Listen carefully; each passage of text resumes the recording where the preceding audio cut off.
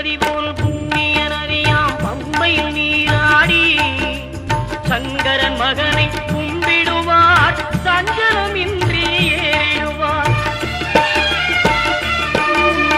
நீலிமலை ஏற்றம் சிவபாலனும் ஏற்றிடுவார். காலமெல்லாம் நமக்கே அருள்காவலனாயிருப்பார். தேகபலம் தா பாதபலம் தா தேகபலம் தா பாதபலம் தா தேகபலம் தா என்ற